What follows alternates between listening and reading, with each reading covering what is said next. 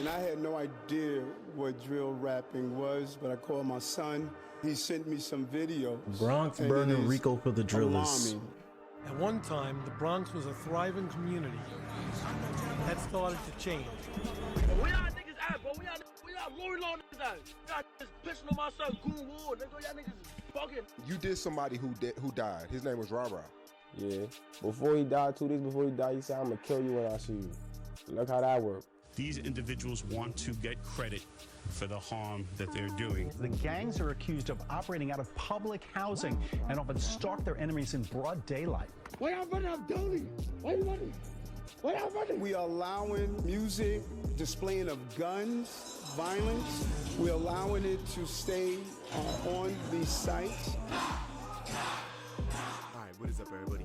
We gonna talk about New York drill. Probably one of the wildest scenes in rap, period. 7 years ago, there was a huge explosion with Brooklyn drill. Then the feds started doing gang sweeps, taking everybody down one by one. It got so crazy, you got shootings happening in Times Square involving established rappers. This week's gunfire in Times Square, police have made an arrest. 20-year-old Kumina Elijah of Brooklyn. Since 2017, the NYPD has used facial recognition technology, or FRT, in 22,000 cases. Because there's so many cameras in New York, the internet gets their hands on the footage of their favorite rappers involved in shootouts and moving traffic, stabbings, beatings near delis. I mean, some of the songs that were going viral. Every other line was someone smoking on someone's dead ops. Crews would boast about those same crimes and put them in music videos like they were Easter eggs. You had the city's mayor, Eric Adams, coming out in a press conference wanting to ban drill music, even expanding and investing into different departments that tracks everybody's pages online. Much of that work is done here at the NYPD's Real-Time Crime Center.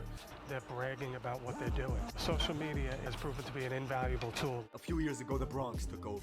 Maybe one of the sickest boroughs in the city. The society in the Bronx. You can say that shit again, bro. Rappers from the Bronx to stop using the music to encourage shootings. I remember in the 90s, kids were throwing fridges off the roofs of the River Park Tower projects in the Bronx. And now Bro. Like, imagine walking by, bro, and you got a fridge dropping, and you almost get smoked by it. A fucking fridge, bro? You serious? Kids from RPT are getting indicted by the dozens on federal racketeering and gang conspiracy charges. Niggas don't care about me, my heart. Like, my only been like 3 months. Like, niggas really forgot about me already. Like, with the government trying to pin them for everything from murder all the way to animal cruelty. Talking about one of the most infamous drill voices in the scene, D-Thang, who was talking shit to a pigeon on an Instagram live stream with his boys, then shooting it dead for 100 viewers. your little mate's right here. Dawg, wait. We about to drill out. You gonna pick him up?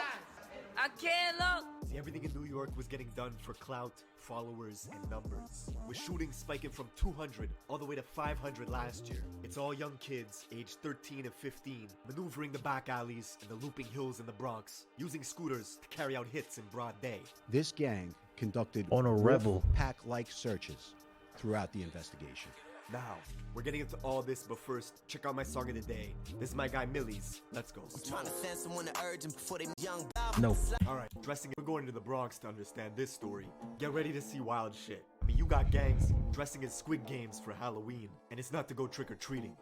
For the last 2 summers, Bronx drill was everywhere. On TikTok, radio stations, you got 3 to 4 sets of different cousins, blood-related, all established rappers, beefing with each other because of block politics. Bro, could you imagine going to the Thanksgiving dinner and y'all just sitting across the table beefing with each other? Like, damn. No, both of them are your cousins. Everybody's like, wait, hold up. They cousins, they're going at it, but he's cousins. Can't wait to see Auntie now. Huh.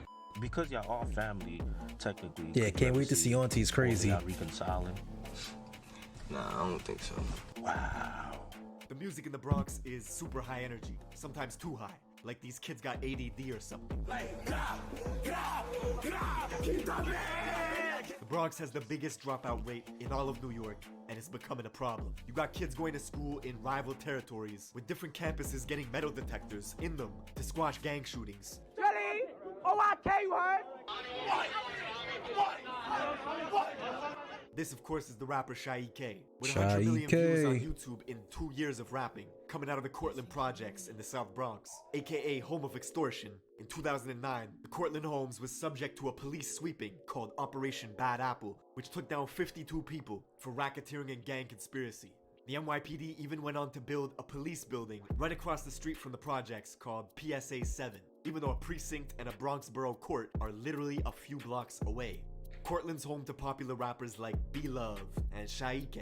Sha, who's known for having a deep-ass voice that doesn't really match his face, went to the rival school in Mott Haven campus, just 9 minutes away from his hood, where he would bug out towards any kid that repped the rival gang, the YGs. He was making posts talking about YG killer, even hopping on Instagram lives at 12 years old saying directly to a YG kid named Wulati that he was gonna spare him. What's up, dear Wulati? Huh? Yo, he said what's up, dear Wulati? I know. I'm not gonna jump you, I'm gonna jump Nooks. 5 years like, later, that's not crazy. Wulati would get murdered. See, the Young Gunners, or the YGs, is an infamous Bronx-made gang which started in 2003 in the Mott Haven houses and the Patterson houses, just 10 minutes away from Cortland. 2 detention centers in the Bronx, Horizons and Crossroads, are breeding grounds for gang recruitment, and the YGs were formed to combat the overwhelming numbers of Bloods in adult jails like Rikers Island.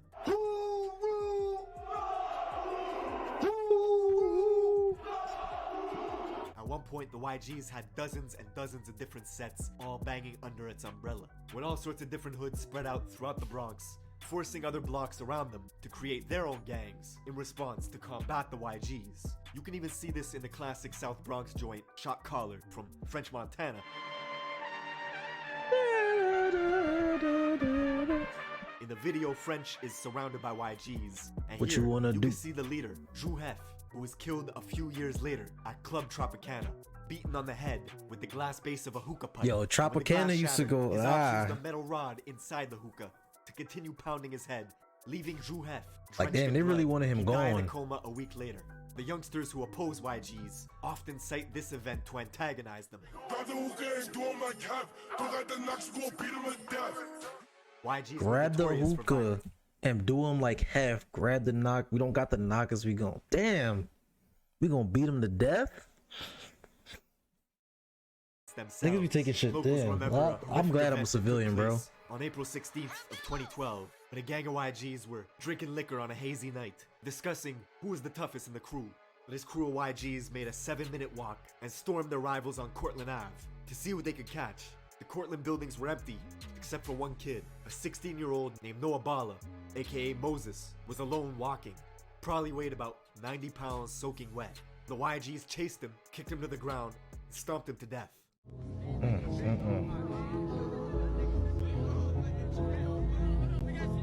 Kids from the Cortland projects hold Noah's name in high regard. B-Love, whose hit song, If You Know You Know, got 16 million views when it was released 2 years ago. He actually confronted the brother of a YG's member that killed Noah outside in front of the Metro Court, as this guy was waiting to be tried for a different murder of another Cortland youth named Yellow. Come across the street. I came to court with it. Nah, fly you throw that up one more time. What the fuck you talking about? What you talking about? Come across the street. The Bronx is so crazy. Dudes will get active. Pulling up to the courthouse, not crazy? In front of police. They don't care. Nah, Sam, these little niggas is crazy.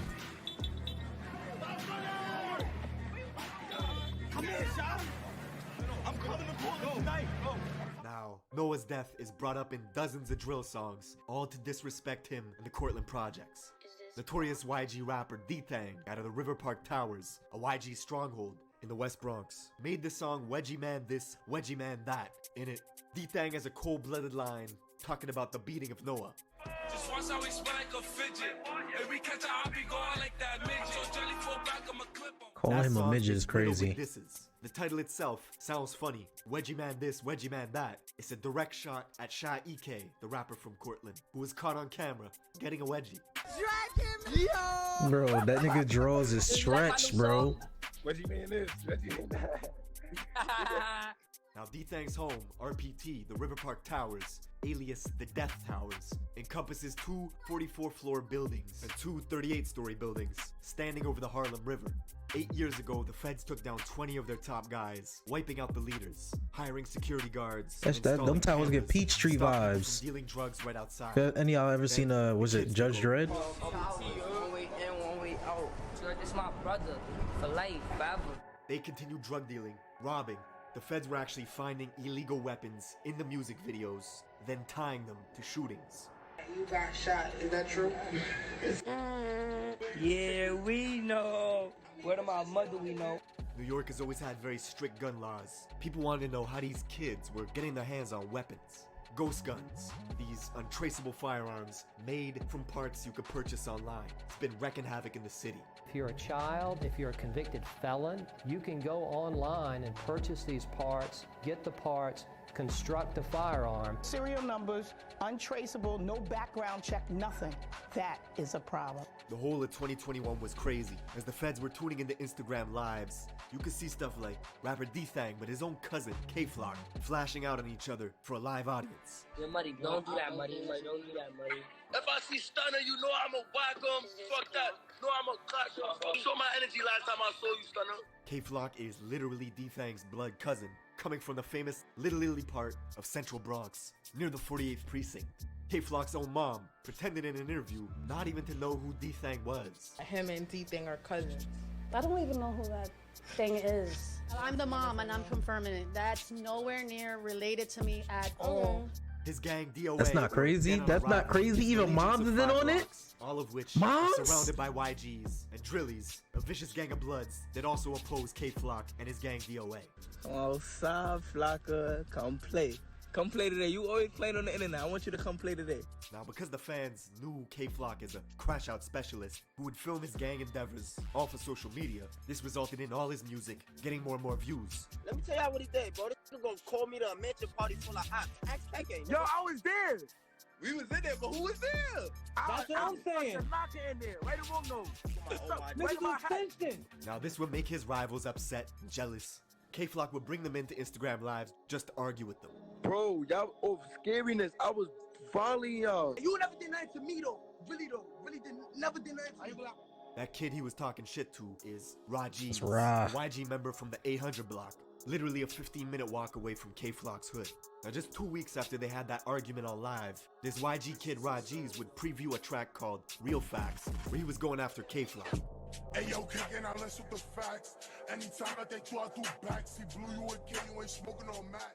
While this was going on, the feds were catching these same YG kids on surveillance cameras, carjacking Toyota Camrys, Mercedes Benzes, even robbing someone at gunpoint. A month later, on July 11th, those same YG goons were hunting in DOA territory, K-Flock's neighborhood. They only had to drive 6 minutes before stumbling upon a 13-year-old kid named J-Rip, who looked up to K-Flock with huge admiration. One kid hopped out of a black Honda Accord that had 3 orange racing stripes on its hood. The kid aimed his pistol, unloading into J-Rip, who stumbled into this cafe, Angels, bled out, and died in front of customers. The same cafe, Angels, where K-Flock and Shaike were hanging out on a live stream a few months ago, right across the street from K-Flock's apartment. Word to the God. Don't slide. Don't try to lose your life doing some stupid shit. Word of J-Rip's murder got out quickly that day. The kid Rajiz, who was on live with Flock a few months prior, was now on social media mocking J-Rip's death. 7 hours later, Jay's friends went off to retaliate. They found Rajiz in a private Uber on the phone. 2 shooters on a scooter pulled up next to him. On a scooter. Opened fire through the window, hitting him in the head and torso, killing Ra instantly. And all this happened in Mount Hope, a mile out from J-Rip's murder scene earlier that day. Ra's family learned about his death from a friend who was on the phone with him at the moment he was killed.